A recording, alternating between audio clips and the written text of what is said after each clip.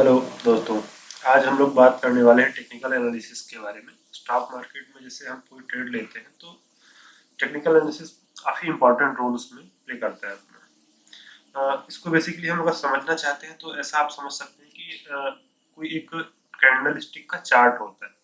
आप अगर stock market में रेगुलरली चार्ट देख रहे हैं, मार्केट के ट्रैक कर रहे हैं, तो आपको एक ट्रेडिंग व्यू मैक्सिमम लोग चार्ट में ट्रैक करते हैं। ट्रेडिंग व्यू देखते हैं कि हमको चार्ट के बारे में थोड़ा सा जानकारी मिले, एनालिसिस करते हैं उसके हिसाब से। तो होता क्या है कि अगर हमको किसी स्टॉक के बारे में कुछ जानकारी लेनी है कि वो क्या, मतलब सही एंट्री पॉइंट क्या है, सही एग्जिट पॉइंट क्या है, अगर मेरे को कोई सभी चार्ट देखना है तो उसमें मतलब कैसे समझ में आएगा कि हमें कहाँ पे स्टॉक को बाय करना है और कहाँ पे सेल करना है। ठीक है, इसमें कुछ तरीके होते हैं इसके कि मतलब कैंडल कुछ पैटर्न बनाती है, वहाँ पे बहुत सारे इंडिकेटर्स होते हैं, हम उनका इस्तेमाल करते हैं। और ये कैंडल्स बनती जो है उनकी पास्ट हिस्ट्री पे डिपेंड करता है कि मतलब लास्ट टाइम पे ये कैंडल, जैसे मान लो हमको कोई सा भी स्टॉक बाय करना है तो हम उसके जो कुछ लास्ट कुछ दिनों के स्टॉक्स के जो कैंडल के पैटर्न रहे होंगे, या कि मतलब उनका एक रेजिस्टेंस और सपोर्ट पॉइंट रहा होगा कि मतलब पास्ट में जैसा बिहेव किया है इस कैंडल ने, इस स्टॉक ने सेम रेंज पे फिर से वैसे ही रिपीट कर सकता है। हिस्ट्री रिपीट होती है बार बार स्टॉक मार्केट में। टेक्निकल एनालिसिस बस हिस्ट्री और पास्ट का जो भी वॉल्यूम है डेटा का, उसको ट्रैक करता है, उसी के हिसाब से चीजें चलती रहती हैं। ठीक है, तो मान लो मैं आपको अगर समझाने के हिसाब से बोलूँ तो मान लो आप कोई रिलायंस का स्टॉक लिया, मैंने रिलायंस का स्टॉक हमको बाय करना है, तो हमें एक एग्जैक्ट एंट्री पॉइंट ढूंढना पड़ेगा। तो उसके लिए बेसिकली सबसे ज़्यादा जो चलन में है इंडिकेटर के रूप में, हम उसको बोलते हैं सपोर्ट और रेजिस्टेंस। सपोर्ट क्या होता है कि कोई ऐसा पॉइंट होता है चार्ट में जहाँ पे बार बार स्टॉक आके सपोर्ट ले रहा है, मतलब वहाँ पे आके वो रुक जा रहा है, उसके नीचे नहीं जाता है, बार बार आके वहीं पे रुकता है, होल्ड होता है, काफी टाइम तक रुका रहता है, उसके बाद फिर से वापस ऊपर साइड चलने लग जाता है। तो उस पॉइंट को हम सपोर्ट पॉइंट बोलते हैं।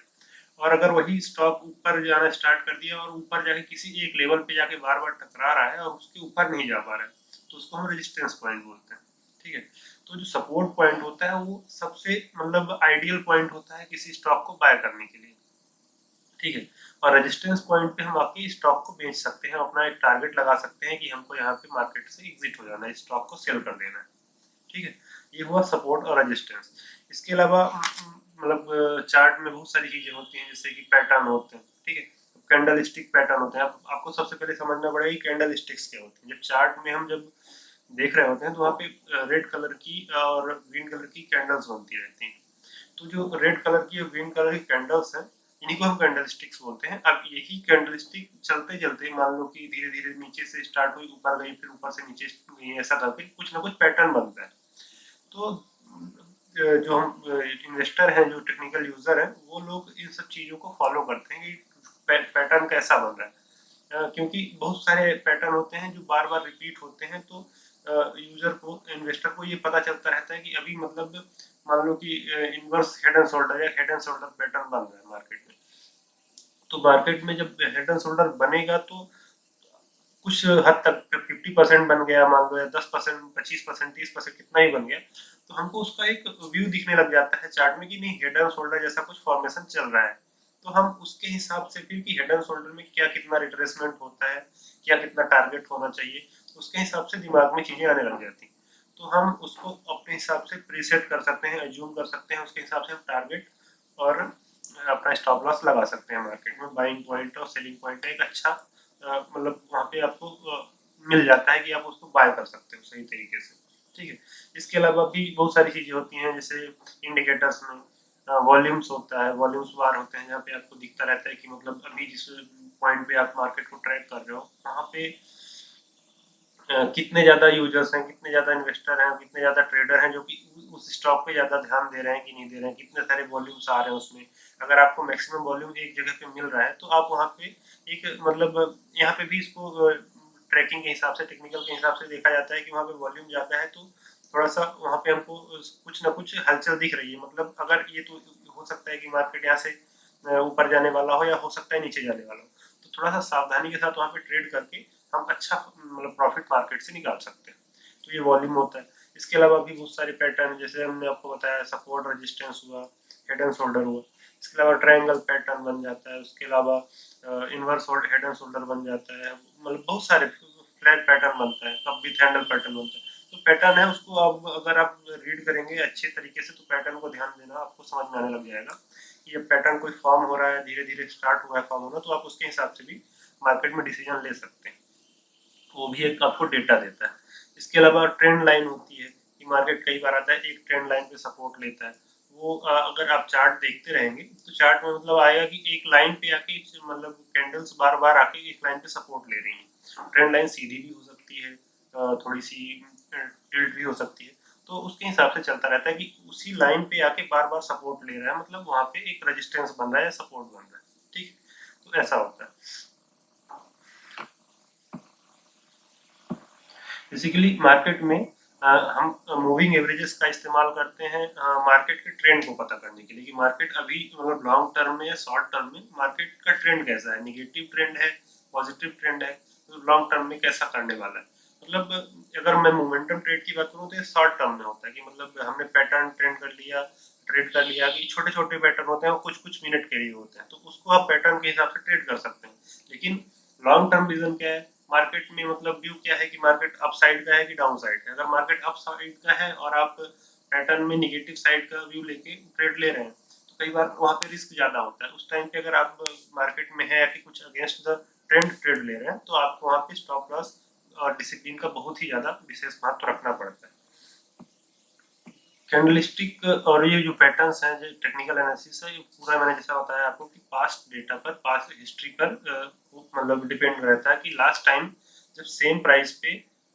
स्टॉक आया था तो उस टाइम पे क्या वॉल्यूम था, कितने यूजर्स थे, उन्होंने कैसे मतलब वहाँ पे रिएक्ट किया था, मार्केट वहाँ से अपसाइड गया था तो क्या स्पीड थी, क्या मोमेंटम था, वो सारी चीजें ट्रैक करते हैं। उसके हिसाब से ही ट्रेड लिया जाता है कि मतलब लास्ट टाइम अगर अपसाइड का ट्रेंड था तो सेम सपोर्ट पॉइंट पे इस बार भी अपसाइड का ट्रेंड हो सकता है, तो वहाँ पे आप उस सपोर्ट पॉइंट पे छोटे से स्टॉप लॉस के साथ में एक अच्छा रिस्क रिवॉर्ड रेशियो के हिसाब से ट्रेड ले सकते हैं। ठीक है, ऐसा ही होता है कि मतलब वो आपको वॉल्यूम्स में भी दिख जाएगा, आपको चार्ट पैटर्न्स में भी दिख जाएगा, मतलब हर बार आपको सपोर्ट और रेजिस्टेंस के समय पे कुछ ना कुछ ऐसी हरकतें वहाँ पे दिख जाएंगी कि आपको लगेगा कि हाँ एक सपोर्ट और रेजिस्टेंस प्रॉपरली वर्क कैसे कर रहा है। आपको वहाँ पे सारी चीजें आसानी से समझ में आएंगी चार्ट में। टेक्निकल एनालिसिस का यूज करने से मेन प्रॉफिट ये है कि हम मतलब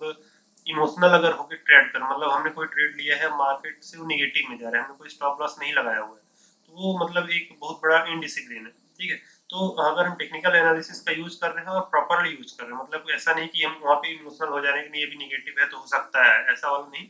अगर हम प्रॉपर टेक्निकल एनालिसिस का यूज कर रहे हैं स्ट्रिक्ट तरीके से, तो जहाँ पे हमको एग्जिट दे रहा है, जहाँ पे हमको स्टॉप लॉस दे रहा है और जहाँ पे हमको एंट्री दे रहा है, वहाँ पे हमें करना पड़ेगा। डिसिप्लिन से करेंगे अगर तो वहाँ पे हमको मतलब इमोशनल नहीं होना होता है, इमोशंस हट जाते हैं अगर हम टेक्निकल्स का प्रॉपर तरीके से यूज करें तो, और वहीं पे हमको ट्रेडिंग में प्रॉफिट आना स्टार्ट हो जाता है। तो क्योंकि मार्केट में अगर हम इमोशनल हो जाते हैं तो वहाँ पे लॉस मैक्सिमम होता है, क्योंकि हमें इमोशंस पे जाके ट्रेड लेना होता है और हमने इमोशंस के साथ में ट्रेड बाय कर लिया और हम बस वेट कर रहे हैं कि कभी तो प्लस में आएगा, और कभी प्लस में आना शायद मतलब ये सबसे बड़ा रिस्क है। टेक्निकल एनालिसिस से हम मतलब इमोशन, इसमें इमोशनल इम्पैक्ट जो होता है उसको हम बहुत हद तक कम कर सकते हैं, और ट्रेडिंग करने में इमोशनल होना मतलब आप ही समझ सकते हैं इसको। तो अगर हम टेक्निकल एनालिसिस के साथ साथ फंडामेंटल्स का भी जानकारी रखते हैं, जैसे कि मान लीजिए कि किसी स्टॉक के बारे में हमको जानकारी लेनी है, एक अच्छा स्टॉक है, लिक्विड स्टॉक है, निफ्टी 50 में है, और हमको उसमें लॉन्ग टर्म के लिए इन्वेस्टमेंट लेना है, शॉर्ट टर्म के लिए इन्वेस्टमेंट करना है, तो उस स्टॉक के बारे में हमें कितनी जानकारी है, क्या न्यूज है, क्या इंटरनेशनल न्यूज है, उस स्टॉक से रिलेटेड क्या रिजल्ट्स हैं, प्रीवियस रिजल्ट्स क्या हैं, लास्ट लास्ट ईयर के प्रॉफिट्स क्या हैं, अगर वो मैन्युफैक्चरिंग इंडस्ट्री से है तो वो क्या कितने ऑर्डर्स हैं, क्या कुछ पेंडिंग ऑर्डर्स हैं, क्या कुछ डिलीवरी करना है उसको, और क्या कुछ फ्यूचर में ऑर्डर्स और भी मिल सकते हैं, गवर्नमेंट का कितना ज़्यादा ऑर्डर आ सकता है उसको। तो ये सारी चीज़ें मतलब ध्यान में रखी जाती हैं। प्रीवियस ईयर के रिजल्ट में और इस ईयर के रिजल्ट में कितना डिफरेंस है, प्रॉफिट साइड में है, लॉस साइड में है, क्वार्टर के रिजल्ट्स में क्या डिफरेंस है। ठीक है, अगर ये सारी चीज़ें हमको पहले से पता है, उसके बाद हम उस पर टेक्निकल एनालिसिस अप्लाई करते हैं, तो वहाँ पे हमको थोड़ा सा प्रॉफिट होने का चांस और भी ज़्यादा बढ़ जाता है, क्योंकि उसका जो लॉन्ग टर्म रिजल्ट है वो तो हमें पता है कि वो क्या होने वाला है, नेक्स्ट 3 मंथ में क्या होने वाला है स्टॉक का, या नेक्स्ट 1-2 साल में क्या होने वाला है। तो हम वहाँ पे जब ट्रेड लेंगे तो हमको थोड़ा सा एक कॉन्फिडेंस भी रहेगा, हम साइकोलॉजिकली भी मतलब स्ट्रांग रहेंगे, हमें कोई डर नहीं रहेगा कि नहीं मतलब कोई रिस्क है स्टॉक में। तो वहाँ पे टेक्निकल एनालिसिस अच्छे से भी काम करेगा, क्योंकि आपको वहाँ पे एक साइकोलॉजी जो सिस्टम है कि वहाँ पे आप अगर किसी स्टॉक को ले रहे हैं और आप उस चीज में डर भी रहे हैं, तो वो डर आपको डराएगा, आप सही एंट्री एग्जिट आपको नहीं मिलेगा। आप पहले से अभी मतलब जो एक परफेक्ट एग्जिट होना चाहिए शायद उससे पहले आप मार्केट से निकल जाएंगे। तो आपको जहाँ मैक्सिमम प्रॉफिट होना चाहिए वहाँ पे आपको मैक्सिमम प्रॉफिट ना होगे, कुछ पहले ही आप मार्केट से एग्जिट हो जाएंगे, थोड़ा सा मतलब लॉस में भी हो सकता है। तो ये आज जो मैंने आपको बताया टेक्निकल एनालिसिस के बारे में जानकारी थी, कुछ बेसिक्स मैंने आपको आज बता दिया है। इसके बारे में हम पूरी जानकारी आगे कुछ वीडियोस में धीरे धीरे ट्रैक करेंगे कि पूरे पैटर्न्स क्या क्या होते हैं टेक्निकल्स में और क्या क्या चीज़ें इस्तेमाल होती हैं, मतलब इंडिकेटर्स क्या क्या होते हैं टेक्निकल्स में। वो सारी चीज़ें भी हम आगे कुछ वीडियोस में डिस्कस करेंगे। ठीक है, आज का बस इतना ही। धन्यवाद।